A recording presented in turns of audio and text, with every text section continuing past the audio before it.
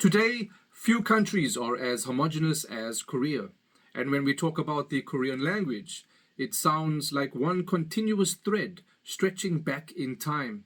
But the truth is, the story is more like a tapestry, woven from many peoples and tongues across the Korean peninsula and Manchuria. The earliest layers belong to the Yemek peoples living across Manchuria and northern Korea. Archaeology and ancient texts suggest that they spoke languages ancestral to both the Koreanic and the so-called Buyo language groups. These were farming and herding communities known for raising horses and cultivating millet. Genetically, their descendants show a blend, northern steppe ancestry mixed with East Asian farmer lineages. Around the first millennium BCE, states like Buyo, Goguryeo, Okjo, and Dongye spoke what linguists call the Buyo languages. These weren't identical, but they were closely related. Goguryeo in particular left behind place names and glosses recorded in Chinese histories. From these scraps, scholars believe Buyo's speech stood midway between Tungusic and Koreanic tongues, bridging the peoples of Manchuria and Korea. They adopted customs from the north including archery, horse breeding, and the fur trade, but with distinctive rituals like Buyo's midwinter Yongo festival of drums, dancing, and offerings. Further south, in the Samhan confederacies, Mahan, Jinhan, and Byeonhan, we find early Koreanic. These languages are the direct ancestors of modern Korean.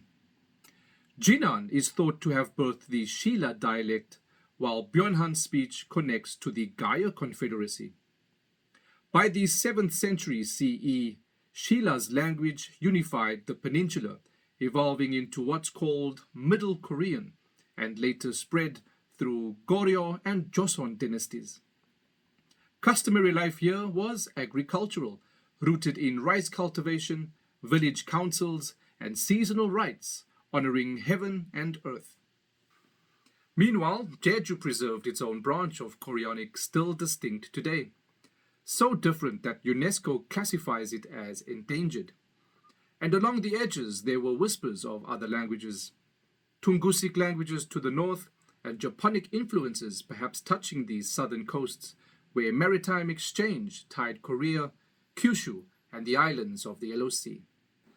Modern genetics paints a consistent picture. Ancient Koreans carried a mix of Northeast Asian hunter-gatherer ancestry and Yellow River agricultural lineages.